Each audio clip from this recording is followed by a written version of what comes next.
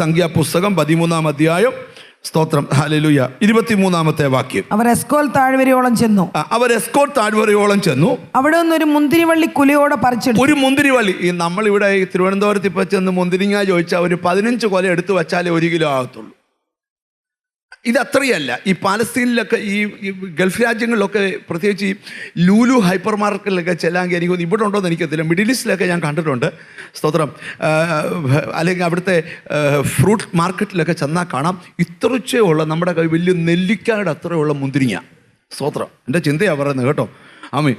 അത്രയും ഒരു കൊല മുറിച്ചപ്പം ഒരാൾ താങ്ങുകയല്ല, 2 പേര് ഒരു കമ്പ് വെച്ച് കെട്ടി അതിൻ്റെ നടുക്കൊരു മുന്തിരിക്കൊലയൊക്കെ ഞാത്തി. ഇവന്മാർ തോള് താന്നാൽ ഈ മുന്തിരിക്കൊല നിലത്ത് കൂട്ടും. അതുപോലെ ഭയങ്കര ഫലമാണ്, സമൃദ്ധിയാണെന്ന് അതിൻ്റെ അർത്ഥം. മുന്തിരിങ്ങായും പിന്നെ ഒരു മുന്തിരിവള്ളി കുലയോടെ പറിച്ചെടുത്ത് ഒരു തണ്ടിന്മേൽ കെട്ടി 2 പേർ കൂടി ചുമന്നു.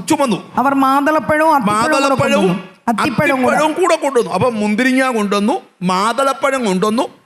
ഇതെല്ലാം അവിടെ ഉണ്ടെന്ന് കാണിക്കാനാ ഇവരിതെല്ലാം കൊണ്ടുവന്നു. ദൈവത്തിന് സ്തോത്രം. കൊണ്ടുവന്നിട്ട് ദൈവത്തിന് സ്തോത്രം. ആമേ. 24-ാമത്തെ വാക്യം കൂടെ. ഇസ്രായേൽ മക്കൾ അവിടെ നിന്ന് മുറിച്ചെടുത്ത മുന്തിരിക്കുല നിമിത്തം ആ സ്ഥലത്തിന് എസ്കോൽ താഴ്വര എന്ന് പേരായി. അപ്പൊ ഇതെല്ലാം കൊണ്ടുവന്ന് ദൈവത്തിന് സ്തോത്രം. ആമേ. ഫലമെല്ലാം കൊണ്ടുവന്ന് അവരെ കാണിച്ചു. 27-ാമത്തെ വാക്യം. അവർ 40 ദിവസം കൊണ്ട് ദേശം ഒട്ടു. 27-ാമത്തെ വാക്യം. 27. അവർ അവനോട് വിവരിച്ചു പറഞ്ഞെന്താ, നീ ഞങ്ങളെ അയച്ച ദേശത്തേക്ക് ഞങ്ങൾ പോയി. അത് പാലും തേനും ഒഴുകുന്ന ദേശം തന്നെ. അത് ശരിക്കും ദൈവം നമ്മളോട് പറഞ്ഞ പോലെ തന്നെ പാലും തേനും ഒഴുകുന്ന ദേശമാണ്. അതിലെ ഫലങ്ങൾ ഇതാ. കണ്ടോ, അതിലെ മുന്തിരിങ്ങായും പിന്നെ എന്തൊക്കെയാ ഉണ്ടത്? മാതളപ്പഴവും അത്തിപ്പഴവും. മുന്തിരിങ്ങ എൻ്റെ ചിന്തയെ പറയാ, 2 പേര് തോളെ പിടിച്ചോണ്ട് നിൽക്കുക, ട്രെയ്ക്കകത്തോട് മാതളപ്പഴവും അത്തിപ്പഴവും വെച്ചു. പൈര്. എങ്കിലും ദേശത്ത് പാർക്കുന്ന ജനങ്ങൾ ബലവാന്മാരും. ഇനി അവരുടെ ഇതുവരെയുള്ള സംസാരം മാറുവാണേ. അപ്പൊ അവര് പറയാ, ദൈവമേ നീ അയച്ചത് കൃത്യമാണ്, പാലും തേനും ഒഴുകുന്ന കനാൻ നാടാ അത്. ശ്രദ്ധിച്ചു കേൾക്കണം. എന്നിട്ട് പറയുക, സ്തോത്രം, ദേശത്ത് പാർക്കുന്ന ജനങ്ങൾ ബലവാന്മാരും. പക്ഷെ ഒരു പ്രശ്നമുണ്ട്.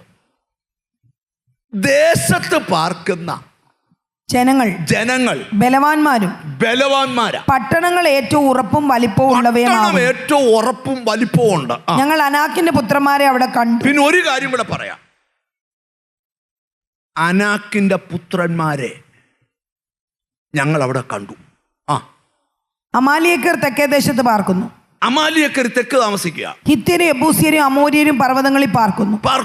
കനാന്യർ കടൽക്കരയിലും യോർദാൻ നദീതീരത്തും പാർത്തു. എന്നാൽ കാലേബ് മോശയുടെ മുൻപാകെ ജനത്തെ അമർത്തി. ഈ ദൈവാത്മാവുള്ളവൻ അറിയാം ഇത് എങ്ങോട്ടാ പറഞ്ഞു പോന്നേന്ന്. സ്തോത്രം. ആദ്യം മുന്തിരിങ്ങായും മാതളപ്പഴവും അത്തിപ്പഴവും കൊണ്ടുവച്ച് പറഞ്ഞു, അയ്യോ ഇത് സർവശക്തനായ ദൈവം തന്നതാന്ന് പറഞ്ഞു നമുക്കവിടെങ്ങും ചെല്ലാൻ പറ്റത്തില്ല. കാര്യം അവിടെ അനാക്കിന്റെ പുത്രന്മാരുണ്ട്. ഇവിടെ ഒരു പെശക് പറയാം. ദൈവത്തിന്റെ വാക്ക് വിശ്വസിക്കേണ്ട ജനം, സ്തോത്രം, ദുർവർത്തമാനങ്ങൾ വിശ്വസിച്ചു. വലിയൊരു അപകടം പറയാം. സ്തോത്രം. ദൈവം നിന്നെ ഒരു സ്ഥലത്ത് എത്തിക്കുമെന്ന് പറഞ്ഞാൽ എന്തു തടസ്സമുണ്ടെങ്കിലും ദൈവം അവിടെ എത്തിച്ചിരിക്കും. വിശ്വാസം കൊണ്ട് ഒരു സ്തോത്രം ചെയ്യുക. ഇന്ന് വായിച്ച വാക്യത്തിനകത്ത് അതാ ദൂത് എഴുതിയേക്കുന്നേ. സ്തോത്രം.